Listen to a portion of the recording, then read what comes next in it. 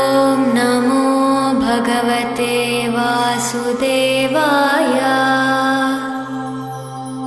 आज सुनेंगे महाशिवरात्रि की दिव्य कथा, शिव तत्व का रहस्य। प्राचीन काल की बात है।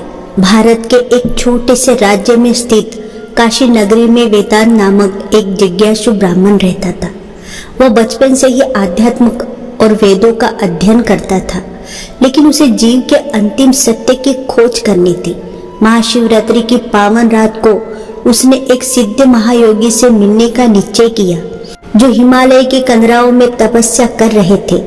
वह लंबी यात्रा कर हिमालय पहुंचा और एक गुफा में एक तेजस्वी योगी को ध्यान मग्न देखा।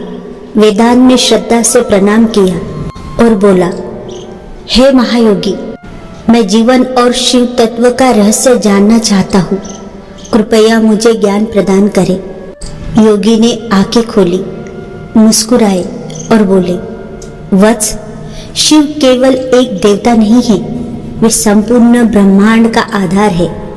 आज महाशिवरात्रि की रात है, जब शिव की ऊर्जा इस जगत में सर्वोच्च रूप से सक्रिय होती है।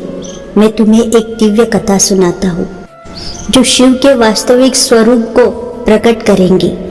बहुत समय पहले इक्ष्वाकु वंश में चित्रभानु नामक एक प्रतापी राजा राज्य करते थे। वे धार्मिक और दयालु थे, लेकिन उन्हें जीवन का गूढ़ सत्य नहीं पता था। एक दिन वे अपने राज्य के महर्षि वशिष्ठ के पास पहुंचे और बोले, गुरुदेव, मैंने सुना है कि महाशिवरात्रि के व्रत का बहुत महत्व है, लेकिन इसका रहस्य क्या है? महर्षि वशिष्ठ ने कहा, राजन, यह व्रत अनंत पुण्य प्रदान करता है। शिव केवल संहार के देवता नहीं है, वे निर्माण, पालन और संहार तीनों के मूल में हैं। इस व्रत की शक्ति को समझने के लिए मैं तुम्हें एक और प्राचीन कथा सुनाता हूँ। बहुत समय पहले एक शिकारी निर्जन जंगल में भटक रहा था। संयोगवश वह एक बेल वृक्ष के नीचे रात गुजारने को विवश हुआ। वह नहीं जानता था कि वह स्थान स्वयं महादेव के लिंग स्वरूप की उपस्थिति का स्थान था। अज्ञानतावश उसने पेड़ की शाखाओं से बेल पत्र तोड़े और शिवलिंग पर गिरा दिए। रात भर जागने और बेल पत्र चढ़ाने से अनजान में उससे महाशिवरात्रि का व्रत कर लिया। सुबह होते ही भगवान शिव प्रकट हुए और बोले, हे शिकारी, आज तुमने अज्ञानतावश भी जो साधना की, उसने तुम्हारे सभी पापों का नाश कर दिया। अब तुम अपने जीवन को धर्म और भक्ति में लगाओ। शिकारी धन्य हुआ और शिव भक्ति का मार्ग अपना लिया।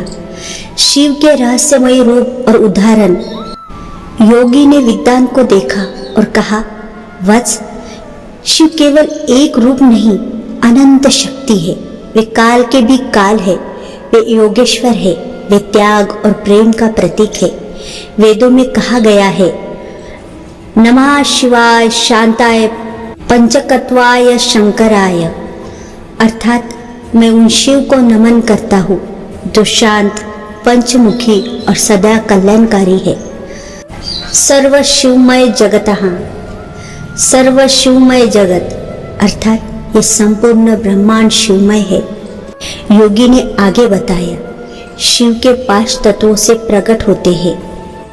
पहला पृथ्वी, भू, भगवान शिव नंदी इस तत्व का प्रतीक है।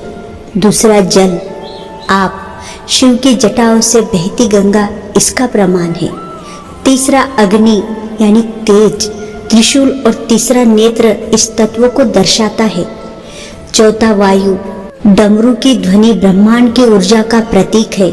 पांचवा आकाश, शिव स्वयं अनंत आकाश की भांति व्याप्त है। महाशिवरात्रि की महिमा। और योगी बोले, इस पावन रात्रि को 4 प्रहर की पूजा की जाती है। प्रत्येक प्रहर में विशेष महत्व होता है। पहला प्रहर शरीर को शुद्ध करने के लिए, दूसरा प्रहर मन को स्थिर करने के लिए, तीसरा प्रहर आत्मा को जागृत करने के लिए और चौथा प्रहर शिवत्व को प्राप्त करने के लिए। जो व्यक्ति इस रात्रि को जागरण करता है, शिव मंत्र का जाप करता है, वह मोक्ष के मार्ग पर अग्रसर होता है। शिव का अंतिम संदेश भी सुनिए। वेदांत ने श्रद्धा से सिर झुकाया और पूछा, गुरुदेव, क्या मैं शिव से सीधा संवाद कर सकता हूँ? योगी ने उत्तर दिया, हाँ, शिव हृदय में विराजमान है। उनका सबसे प्रिय मंत्र है ओम नमः शिवाय। जो भी इस मंत्र का जाप करता है वह शिव की कृपा प्राप्त करता है। शिव का प्रेम सर्वव्यापी है, बस हमें उसे अनुभव करना आना चाहिए। इसका निष्कर्ष ये निकलता है कि महाशिवरात्रि की यह कथा हमें सिखाती है कि शिव केवल किसी विशेष वर्ग के लिए नहीं है, वे हर भक्त के लिए खुले हैं। चाहे वो राजा हो या शिकारी हो या एक साधारण जिज्ञासु हो, यह रात आत्मज्ञान, भक्ति और शिव के अनंत प्रेम को समझाने की रात है। वेदांत ने यह कथा सुनकर अपनी साधना को और गहरा किया और शिव की भक्ति में लीन हो गया।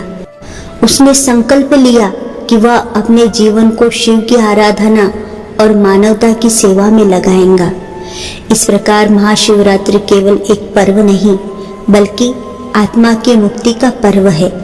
जो इस रात्रि में शिव को सच्चे मन से स्मरण करता है वह शिव तत्व को प्राप्त करता है। तो प्रेम से बोले, हर हर महादेव, हर हर महादेव। जय महाकाल, जय महाकाल, जय महाकाल।